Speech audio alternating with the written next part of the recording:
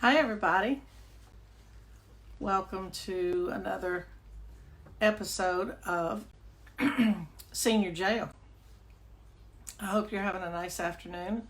For some of you, it's almost evening. I want to read a poem that I wrote in 2008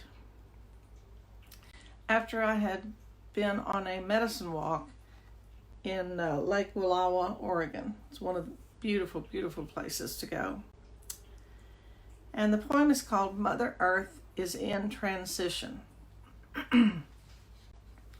Mother Earth is in transition. Spring reaches for new beginnings as winter tries to hold on. That's how things go. The new peeks out, tentatively at first, as the present clings tightly to what is. 1 minute snow flurries, the next bright sun. Rivers run, quietly at first. Babies appear, lambs and colts, robins, butterfly, and deer. Tiny red buds and dainty green leaves brighten dead-looking branches. A new seedling stands alone and proud. It's completely surrounded by glistening white snow. Spring boldly calls for winter's surrender. Her rivers burst to run wild again. Her flowers hurry to broadcast colors. The deep stillness of winter quietly gives way to the new. Spring will have her turn until summer calls for her surrender, and so on. Mother Earth is in sacred transition. Be still. Watch quietly. Listen closely. We can learn much from her. Honor her. Praise her. Care for her. Protect her. She freely gives life to all. She is our sacred mother. And don't you know she's enjoying the fact that we've all been sent to our rooms and we can't trod on her soil, pollute her air, violate her rivers. I suspect she's in retreat. So I want to pose a question. I love the synchronicity of this because one of my old high school friends, my young high school friends, had suggested that I talk about what do we do after COVID-19. And it was absolutely in conjunction with the poem that I wanted to read today. So prior to COVID-19, there was all this rushing. We had to always be somewhere, such a me-oriented, entitled living, angry, pissed off, get out of my way, overscheduled, no regard for other people, no regard for the earth, thoughtless, as I said, entitled, ignoring nature, ignoring Mother Earth. And the outcome, if we do that when we are allowed to come out of our rooms, even if it's piecemeal, people are going to get antsy, and that entitlement's going to come back, and I'm going to be able to, I'm not a carrier, I'll be able to do whatever I want.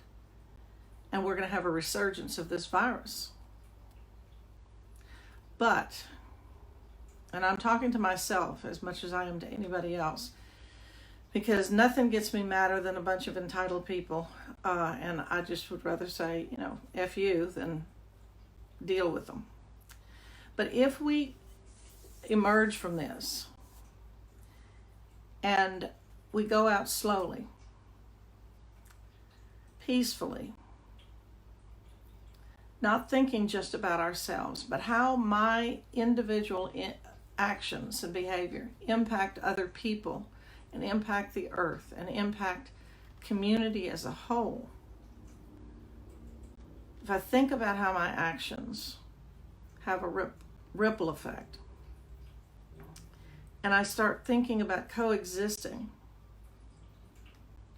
I hope I do a better job than I did the other day with two couples deciding it was spring break and they were going to have a good time by the pool. And I suggested we try to coexist, and next thing you know, I was about ready to kill all of them. So this is going to be as much of a challenge for me as the rest of the world. And most of you watching have a higher vibration than the ones we're talking about, entitled Wandering Around the Planet Raping It.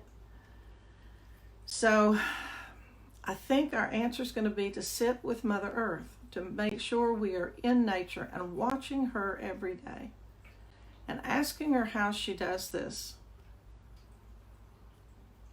We've got to learn to be in harmony with the elements, with earth, wind, fire, air, the earth, the water. We can't keep ignoring it. If we can move slowly, and if we can move out with peace and love and the whole concept of community and what's best for all of us, not just United States, not just one state, but the whole country. The whole country then can emerge to the world. I got a Facebook invitation today to, the name of the group is something like A View Out My Window, and it's wonderful. I am in about 7,000 Facebook groups, but I joined another one. And we're supposed to post a picture and the time and the place. And then it rotates a picture. There are over 1 million people in the group from all over the world. And we're getting to see what it's like outside of each person's home at different times of day. Now, I want to live on the Amalfi Coast in Italy, but maybe that's in another lifetime. In any event, I want you to start thinking about how you individually are going to move into the world when it's time. And how are we going to not lose patience with the people that don't care and think that they can't possibly be carriers? Or even more shockingly to me are the people who say, I don't care if I'm a carrier and I don't really care if I kill a boomer. I've had that said to me before. And I was stunned. For the first time in my life, I didn't have any comeback, including cursing. So I've been taught a formula by Jack Canfield that is quite good. E plus R equals O. The event, and we can either respond in a thoughtful way or we can react out of emotion. And so either one of those, we have to ask, what's the outcome I want? And I don't want any more divisiveness, so I'm going to be called to practice love and tolerance and restraint of pen and tongue when we emerge from here.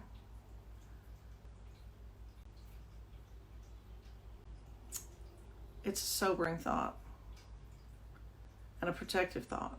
I don't want my grandchildren going back anywhere. I want to keep them wrapped up in their house. I don't want my daughter and her husband to go anywhere. I want to wrap their house in cotton so they'll never be exposed again. Thank God I have gone into a 12-step program for families before all this. But it doesn't keep me from wanting everybody I know to be totally and completely safe. So are you going to run out your front door and go back to your overscheduled life? Or are you going to also take time to ask the trees and the stones, the ancient ones that have been here forever, how do you do it? How do you do it? And those of you who are interested might want to join a group that I'll be forming to teach you how to do a shamanic journey. And you can go into the lower world to ask those sorts of questions of your helping spirits. And then we can later go into a journey into the middle world and ask the stones and the elements how they manage to coexist and how they manage to live without annihilating this allegedly dominant species called human race. And we're supposed to be the ones the most intelligent. So this is my summary. You know that quote that ministers love to use when they need money? Give back so freely that which you have been so freely given. They usually mean, that means give me your money. What to me that means is give me your will. Because this Creator gave us a will. It was the most loving thing it could have done. Here, you want to go run your life? Take your will. And I would have said, take your will and shove it. But because my Creator is much more benevolent than I am, it says, take this will and run your life. But if at any time you find you're not doing very well with it, or it's too much of a burden, give it back to me. I freely give it to you, and you can freely give it back. And if you give your will back to me and align it with my purpose for you, you truly will live happy, joyous, and free. You truly will live in heaven. So maybe we can remind each other to have some patience and emerge from this thing slowly and a changed people. If you have not watched the 5 or 6 minute Muji video that's on my page, please do. It's such a gift. It's such a gift. He reminds us that our essence is love and peace. Whew, I think probably the last time I felt that and lived from it was when I was in the womb, or maybe the first few months in the crib. Anyway, I love you, and remember your sacred Mother Earth. I'll see you tomorrow, and I love you, and there's not a damn thing you can do about it. And I'm going to cut. That was my first drug of choice, to cuss. Thank heaven I haven't learned how to give that up yet. Bye.